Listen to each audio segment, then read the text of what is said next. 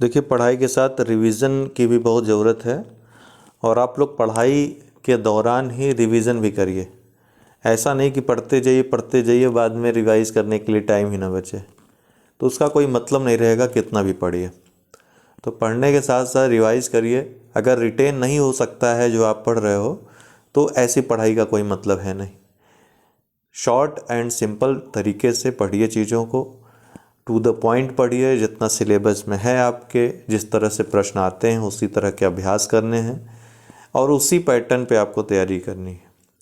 फालतू चीज़ एक भी नहीं पढ़नी है जब तक आप तैयारी कर रहे हैं। बाकी फिर उसके बाद कहीं भी मनोरंजन करिए, ठीक है। आजकल हर जगह मनोरंजन के साधन उपलब्ध हैं, लेकिन अपने आप को इस बात के लिए आपको रेडी करना है कि हमें सिर्फ़ और सिर्फ एग्ज़ाम ओरिएंटेड ही तैयारी करनी है। तभी आप समय का सदुपयोग कर पाएंगे, नहीं तो धीरे धीरे परीक्षा आ जाएगी और फिर वही बात हो जाएगी, ढाक के 3 पात वाली स्थिति रह जाएगी। तो 5 अक्टूबर को पिछले समय लगभग 4-5 महीने पहले ये घोषणा हुई थी कि 5 अक्टूबर को राष्ट्रीय डॉल्फिन दिवस के रूप में मनाया जाएगा। ये प्रश्न भी आ चुका है यूपीपीसीएस में। तो 5 अक्टूबर को अर्थात कल प्रथम राष्ट्रीय डॉल्फिन दिवस के रूप में मनाया गया, याद रखिएगा। ईरानी ट्रॉफी क्रिकेट से संबंधित ट्रॉफी है। रेस्ट ऑफ इंडिया ने सौराष्ट्र को हरा करके ये ट्रॉफी फिर से जीत ली है। गुजरात की बात करें तो भारत की पहली राष्ट्रीय तट रक्षक पुलिस एकेडमी कहाँ पर खोली जाएगी?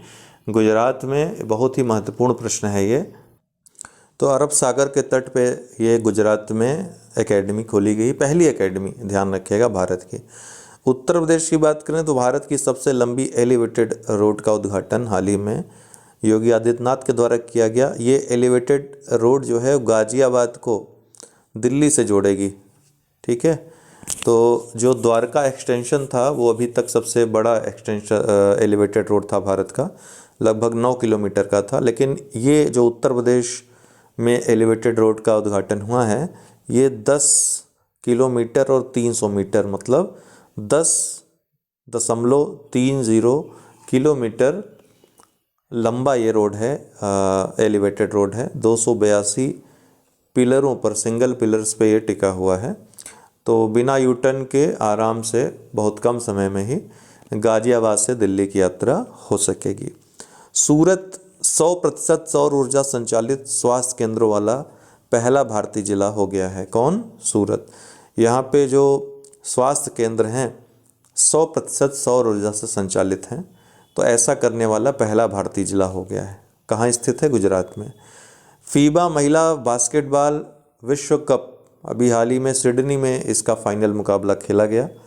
यूएसए ने चाइना को हरा करके फिर से, अर्थात चौथी बार लगातार और कुल 11वीं बार ये खिताब जीत लिया। किसने? अमेरिका ने। किसको हराया? चाइना को हराया। नोबेल प्राइज़ अभी घोषणा हो रही है। कंप्लीट जब 6 श्रेणियों में घोषणा हो जाएगी तब हम एक वीडियो में उसको डिस्कस कर देंगे, ठीक है। बहुत बहुत धन्यवाद।